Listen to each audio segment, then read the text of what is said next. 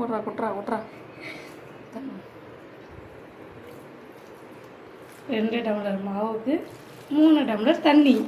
இப்போ கட்டி இல்லாமல் கிண்ட வேண்டும் ஃப்ரெண்ட்ஸ். கட்டி இல்லாமல் கிண்டி கொள்ளுங்கள், அப்போ கூழ் நல்லாவும். அடுப்பை ஆன் பண்ணியாச்சு. இப்போ கட்டி பிடிக்காத அளவுக்கு கிண்டிக்கிட்டே இருக்கும். உப்பு தேவையான அளவு.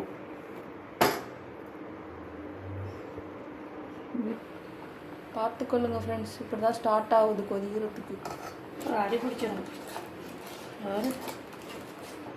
வாசனை நல்லா இருக்கு. ஆனால் அந்த இது சத்து மாவு வாசனையெல்லாம் வரும்ல, அது மாதிரி இருக்குது. அடுப்பை மீடியம் ஃப்ளேமில் வச்சு கிண்டிக்கிட்டே இருக்கணும். இப்போ தான் அடி பிடிக்காமல் நல்லா வரும். இந்த ஸ்டேஜில் இதை இறக்கிக்கலாம்.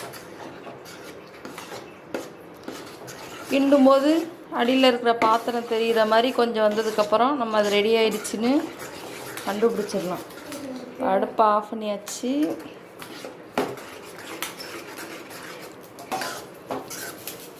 இதுக்கு மேலே தான் சம்பவமே இருக்குது. இப்போ தயிரை ஊற்ற வேண்டும்.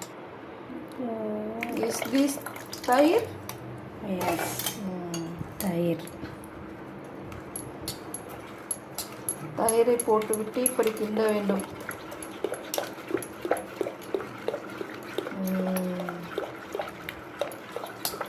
பழைய சாப்பாடை இதில் போட வேண்டும். என்ன பண்ணுற? நல்லா பிசைஞ்சு விடுறோம். சரி பிசைஞ்சு. இல்லைன்னா சோறு முழுசாக கிடக்குற மாதிரி இருக்கும்.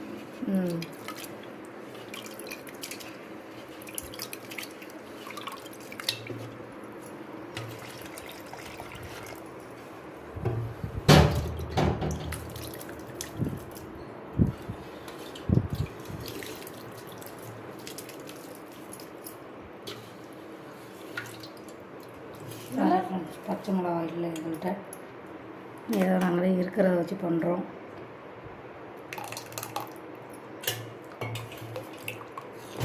ஃப்ரெண்ட்ஸ், இது உண்மையிலே நல்லா தான் இருக்குது. நீங்களும் செஞ்சு சாப்பிடுங்க. எப்போயாவது லேட்டாக எழுந்திரிச்சிட்டிங்கன்னா இந்த மெத்தடை யூஸ் பண்ணுங்கள். நாங்கள் சீக்கிரம் எழுந்துமே அதெல்லாம் பண்ணுறோம்.